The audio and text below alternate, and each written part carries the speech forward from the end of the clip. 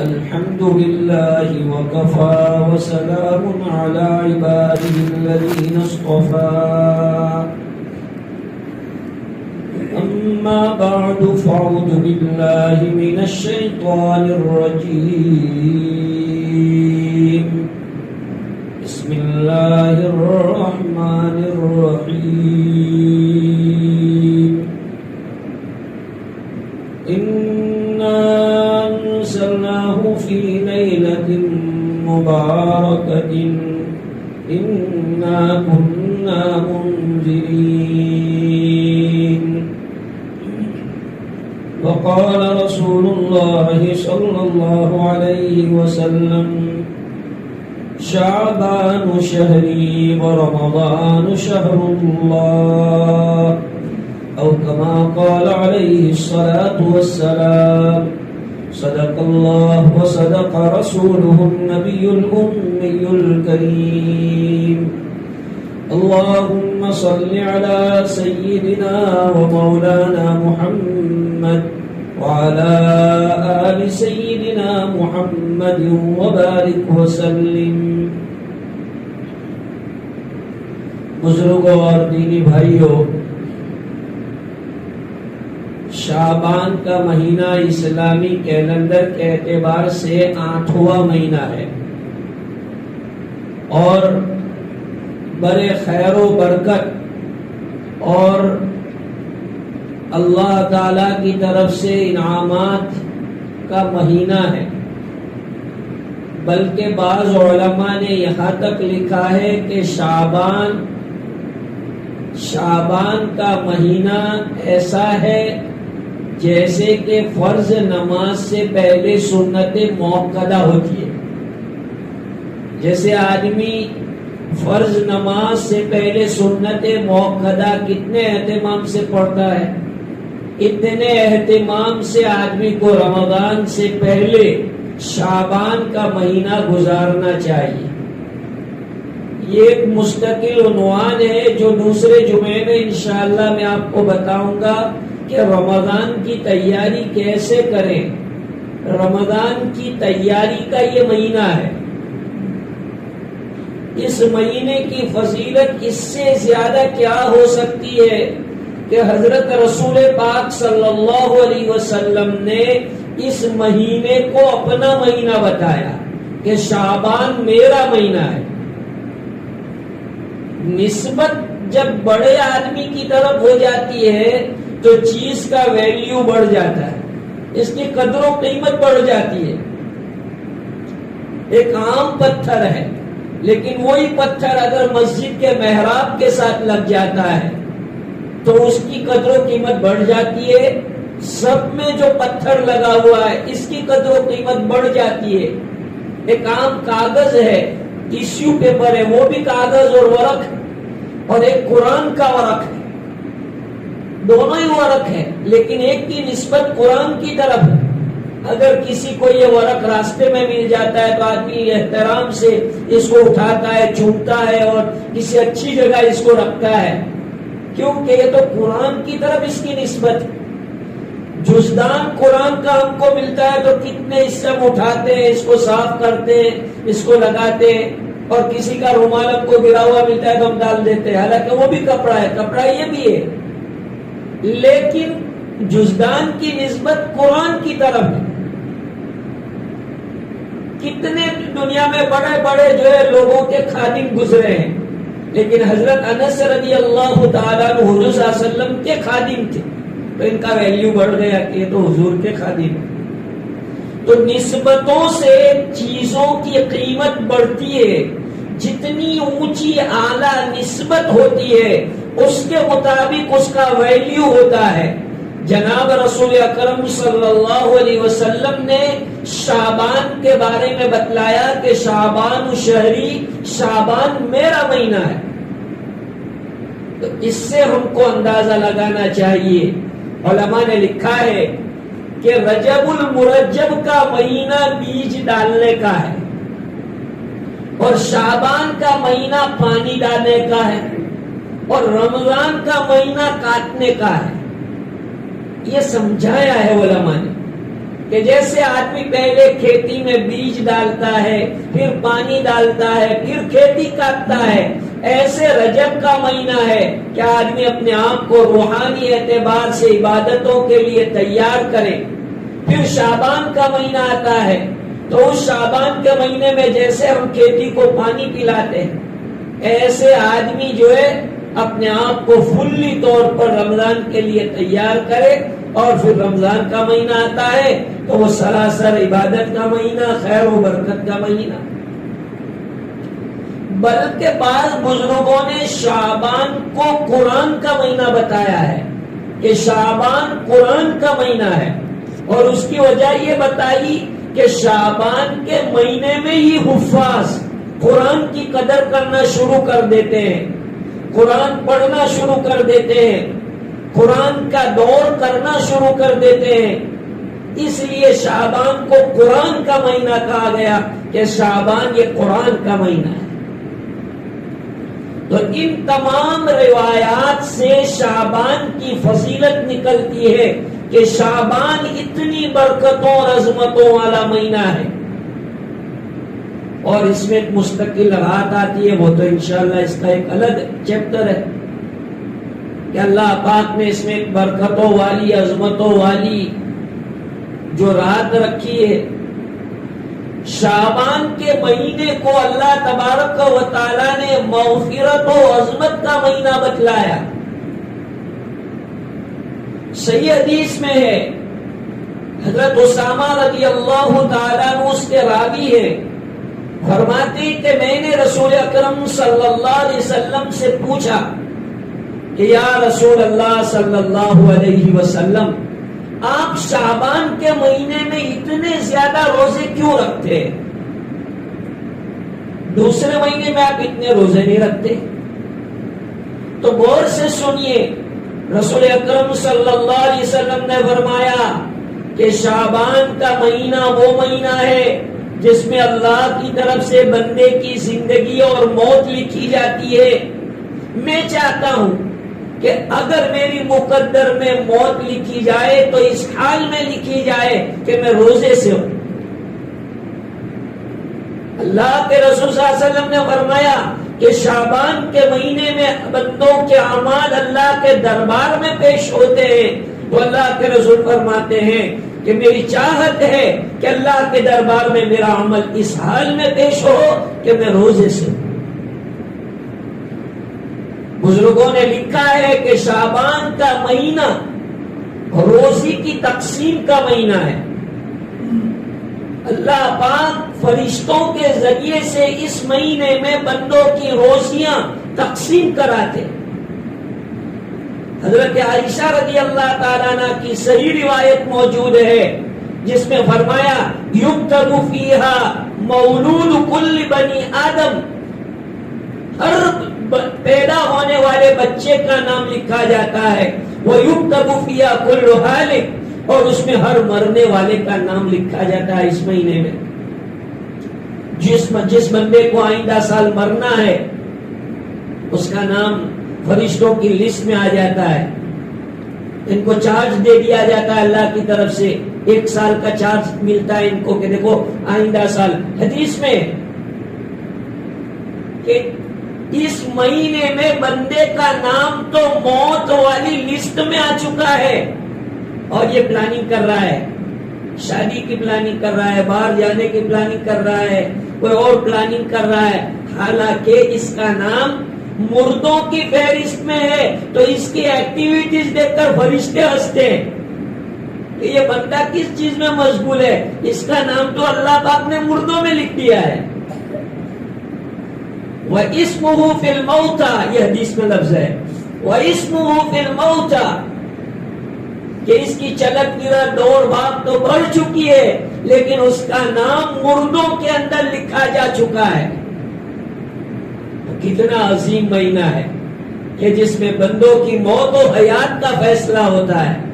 آپ سنیے اور سمجھے تو صحیح کہ آدمی کی موت یعنی کیا چیز کہ جس کے بعد دوبارہ دنیا میں آنے کا ہی نہیں، وہ چیز اس مہینے میں فیصلہ ہوتا ہے۔ میں اور آپ کون گارنٹی سے کہہ سکتا ہے کہ آئندہ شعبان کا مہینہ تمہیں مجھے نصیب ہوتا ہے؟ اللہ بہتر جانتے ہیں، کوئی کچھ نہیں کہہ سکتا ہے۔ تو اللہ تعالی کی طرف سے ہم کو یہ مہینہ ملا، اس مہینے کی قدر کرنی چاہیے، اس مہینے کو صحیح معنی میں رمضان کا مقدمہ اور پیش خیمہ بنانا چاہیے۔ یہ رمضان کا مقدمہ اور پیش خیمہ ہے۔ جیسے انٹرنیشنل کرکٹ ہوتی ہے تو اس سے پہلے نیٹ پریکٹس ہوتی ہے، کوئی بھی بندہ کوئی کام کرتا ہے تو پہلے اس کی پریکٹس کرتا ہے۔ یہ رمضان کی پریکٹس کا مہینہ ہے کہ رمضانوں میں تم کس طرح اٹھو گے، کیسے راتوں کو جاگو گے، کس طرح عبادتیں کرو گے۔ تو اس میں نفلی روزے رکھ دیے کہ 2 4 5 8 10 روزے نفلی رکھو اور پریکٹس کرو تاکہ تمہیں پتا چلے کہ رمضان میں کیسے روزہ رکھنا ہے۔ تو شعبان کے روزوں کی بھی بڑی فضیلت آئی ہے۔ رسول اکرم صلی اللہ علیہ وسلم شعبان کے مہینے میں اکثر روزہ رکھتے تھے۔ کان یصوم شعبان کلھا الا قلیلا، حدیث میں یہ لفظ ہے کہ 2 4 دن چھوڑ کے حضور صلی اللہ علیہ وسلم پورے شعبان کے مہینے کے روزے رکھتے تھے۔ ہاں کچھ امت کے افراد کو حضور 15 شعبان کے بعد روزہ رکھنے سے منع کرتے تھے، اس کا انٹینس ان کے اندر کہیں کمزوری پیدا نہ ہو جائے، تو رمضان کے لیے اپنی انرجی کو باقی رکھنے کے لیے ان کو منع کیا جاتا تھا کہ تم اب روزہ مت رکھو۔ تو حضور صلی اللہ علیہ وسلم 15 شعبان اور اس کے بعد بھی روزہ رکھتے تھے، تو کم از کم ہمیں اس مہینے میں 3 روزے رکھ لینے چاہیے۔ 13 14 15 کا آدمی کو روزہ رکھ لینا چاہیے جو ہر مہینے میں مصنون ہے، یا اگر کچھ بھی نہیں تو ایک 15 شعبان کا روزہ رکھنا چاہیے۔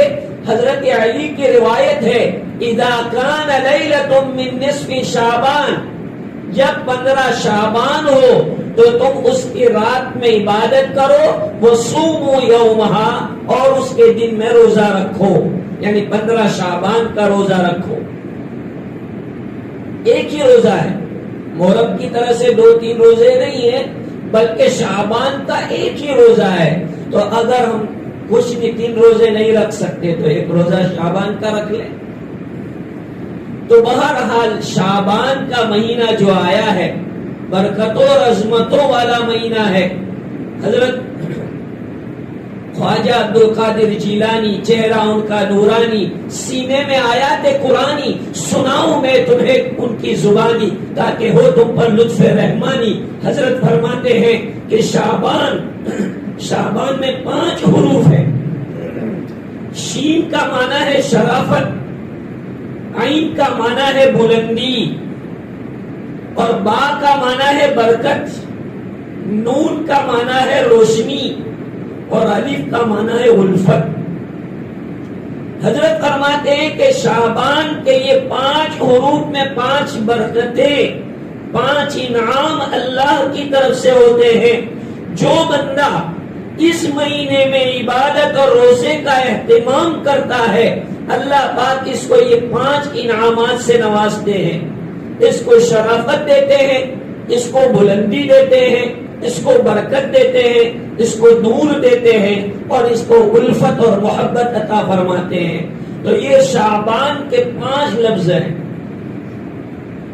شعبان اللہ تبارک و تعالیٰ نے امت کے لیے یہ مہینہ اس لیے رکھا ہے کہ رمضان کے لیے اپنے آپ کو نارمل کر دے بندہ، کیونکہ رمضان تو رمضان ہی ہے۔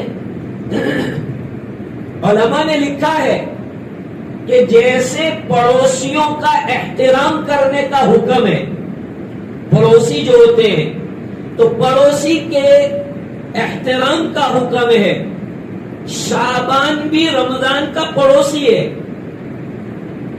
جیسے گھروں میں پڑوس کا احترام ہوتا ہے، بیٹھک میں پڑوسیوں کا احترام ہوتا ہے، ایسے مہینوں میں شعبان کا مہینہ رمضان کا پڑوسی ہے۔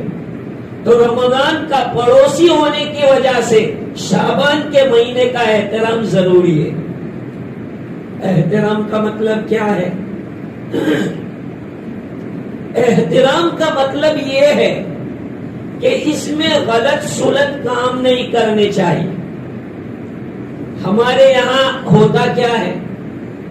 ہمارے لوگوں کی یعنی ایشین لوگوں کی مینٹالٹی یہ ہے کہ جو کرنے کا ہوتا ہے اس کو ہم کرتے نہیں ہیں، اور جو نہ کرنے کا ہوتا ہے اس کو پہلے نمبر پر کرتے ہیں.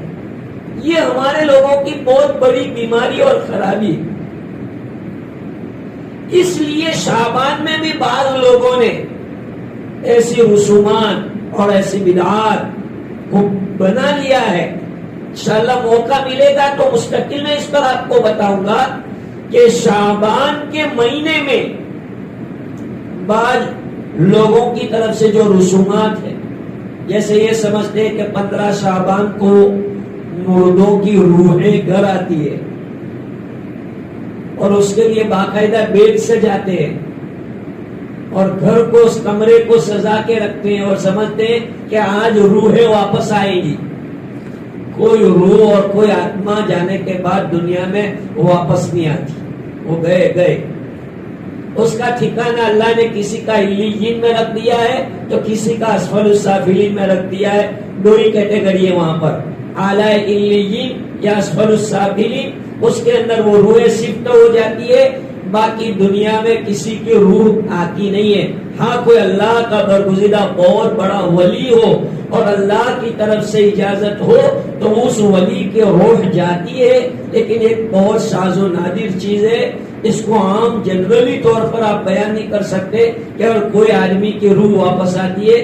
دنیا میں کسی کی روح واپس آتی نہیں، کوئی آتما ہوتی نہیں ہے. یہ سب لوگوں کی ایک باتیں چلی چلائی. تو ہمارے یہاں بھی اس طرح سے لوگوں کا جو ایک دماغ ہے کہ مرحومین کی روحیں آتی ہے. مرحومین کی روحیں نہیں آتی. مرحومین کی روحیں تو قبروں میں ترستی ہے میرے اور آپ کے دیدار کے لیے کہ ہمارے ریلیٹیو، ہمارے رشتہ دار خوش نہیں تو ان دنوں میں تو قبرستان آئے. اس لیے قبرستان جانا مسنون قرار دیا گیا شعبان کے مہینے میں. خصوصی طور پر 15 شعبان کی رات کو رسول اکرم صلی اللہ علیہ وسلم قبرستان تشریف لے جاتے، لیکن اکیلے جاتے، بغیر اہتمام کے جاتے، میلے ٹھیلے کے بغیر جاتے اور پھول پھلواری کے بغیر جاتے. یہ سب حضور صلی اللہ علیہ وسلم کی طرف سے ثابت ہے. ہمارے یہاں لوگوں کو ایک چیز ملتی ہے، جیسے ایک انگلی دی تو پہنچا پکڑ لیتے ہیں کی مثال. بھائی ٹھیک ہے، حضور صلی اللہ علیہ وسلم سے قبرستان جانا ثابت ہے، لیکن اس کا مطلب یہ تو نہیں کہ دیکھو تو پھول پھلواری ہاتھ میں، پانی کی بوتل ہاتھ میں اور پوری بالٹی ہاتھ میں ہوتی ہے اور ایسے شو کر کے لوگ جاتے ہیں. یہ سب شو والی چیزیں نہیں ہے. کوئی آپ بالکل نارملی طور پر چلے جائیے اور وہاں جو فاتحہ کرنا ہے آپ کو فاتحہ کر کے اِسارے ثواب کر کے واپس چلے آئے. یہ طریقہ ہے قبرستان کی زیارت کرنے کا. قبرستان کی زیارت کے لیے جانے کا ہوتا ہے، وہاں کوئی شو کے لیے نہیں جانے کا ہوتا ہے. تو ہمارے مرحومین کی روحیں قبروں میں ہوتی ہے. اللہ پاک ان کو اس کا احساس اور فیلنگ دیتے ہیں. اس لیے قبرستان میں جاتے ہوئے جب قبر کے پاس ہم جائیں تو السلام علیکم بولنے کا حکم. السلام علیکم. جب آپ اپنے ریلیٹیو کی قبر کے پاس جائیں گے تو صرف آپ قبر پیر کی طرف کھڑے رہیں اور پیر کی طرف کھڑے رہ کر بولے السلام علیکم. وہ تمہاری آواز بھی سن رہا ہے اور تمہارا جواب بھی دے رہا ہے، تمہاری شکل و صورت بھی دیکھ رہا ہے، تمہیں دیکھ کے خوش ہو رہا ہے کہ آج میرا پوتا، میرا نواسا میری قبر پر کھڑا ہے، میرا بھائی، میرا شوہر جو بھی ہو، میرا بڑا چہیتا چاہنے والا میرا دوست میری قبر پہ کھڑا ہے. اس کو اس کا سب احساس اور فیلنگ ہوتا ہے. کتنی بڑی بات. آج آدمی جیل میں ہوتا ہے تو تھوڑی دیر ہم کو جیلر ملنے کے لیے 10 منٹ دیتا ہے اور اس کے لیے ہم پیسے بھی کھلاتے ہیں، اس کو رشوت بھی دیتے ہیں. کتنے؟ اب بیچارے کا دل خوش ہو جائے گا یار، ملنے جائیں گے تو خوش ہو جائے گا. ٹفن بھی ساتھ میں لے کے جاتے ہیں اور پولیس والے کو 1000 2000 دیتے ہیں. وہ جانے دو صاحب، جانے دو صاحب. کرتے نہیں کرتے. کیوں؟ کہ قید میں جیل میں ہمارا جو ریلیٹیو ہے وہ خوش ہوگا, اس کو ذرا سکون ملے گا. اسی طرح ہم کو وہاں اس کو سکون پہنچانے کا ہے مرحوم کو, تو اس کے لیے قبر پر حاضری دو, فاتحہ پڑھو, سنت شریعت کے مطابق قبرستان کی ملاقات اور زیارت کرو.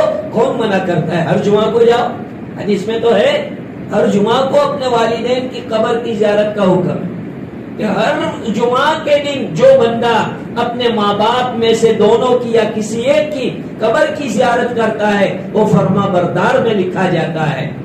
تو اس لیے حدیثوں میں قبرستان جانے کی بڑے فضائل آئے ہیں, لیکن میں نے آپ کو بتایا کہ ہماری بیماری یہ ہے کہ ہم شریعت کے حدود کا خیال نہیں رکھتے ہیں, شریعت کے حدود کو پھلانگ جاتے ہیں.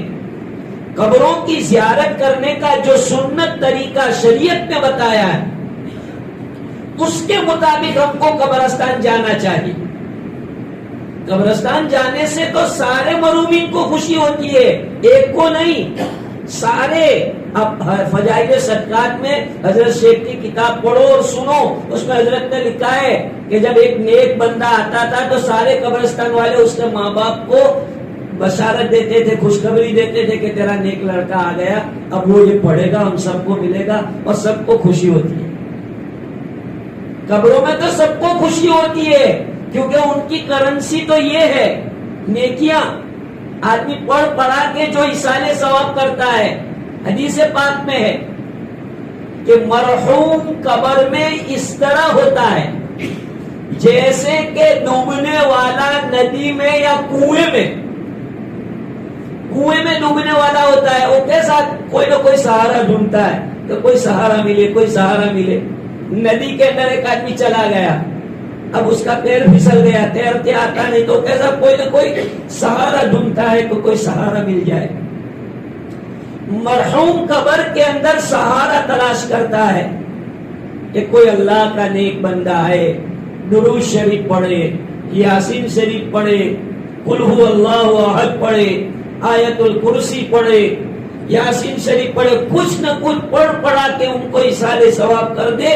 یہ مرحومین کی چاہت ہوتی ہے.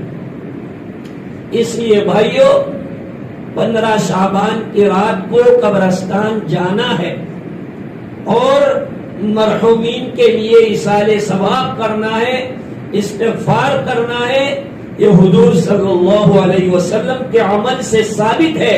لیکن میں نے آپ کو بتلایا کہ رات کو جانے کا ہے, عشاء کے بعد حضور گئے تھے, عشاء کے بعد جانا ہے اور بغیر کسی شور شرابے کے, بغیر کسی شور شغب کے ہم کو جانا ہے. انفرادی طور پر آدمی جائے, میلے ٹھولوں کی شکل میں, اجتماع کی شکل میں 8-10 لوگ ساتھ مل کے جاتے ہیں اور گپ سپ کرتے, ایسا نہیں. تو رسول اکرم صلی اللہ علیہ وسلم نے یہ کرنے کا کام بتلایا کہ شعبان کے مہینے میں چونکہ اللہ تبارک و تعالی موت و حیات کا, جنتی جہنمی کا فیصلہ کرتے. قرآن کی سورہ دخان میں ہے فیہا یفرق کل امر حکیم, فیہا یفرق کل امر حکیم. 25ویں پارے میں یہ سورت آئی ہے اور اس میں اللہ نے بتلایا ہے کہ اس رات میں اللہ پاک بہت سارے امور کا فیصلہ کرتے ہیں. اس لیے بھائیو آنے والی رات کی قدر کریں. 15 شعبان جس کو ہم شب برات کہتے ہیں, انشاءاللہ آئندہ جمعے میں اس کے متعلق میں آپ کو بتلاؤں گا کہ شب برات کیا چیز ہے اور اس کو شب برات کیوں کہتے ہیں. اللہ پاک مجھے اور آپ کو اس مہینے کی اور اس میں آنے والی 15 شعبان جس کو ہم شب برات کہتے ہیں اس کی قدر کی توفیق عطا فرمائے, اور تمام امت کو اللہ پاک اس مہینے میں اور اس رات میں خصوصی طور پر بدعات اور رسومات اور خرافات سے محفوظ فرمائے. وآخر دعوانا الحمد للہ رب العالمین.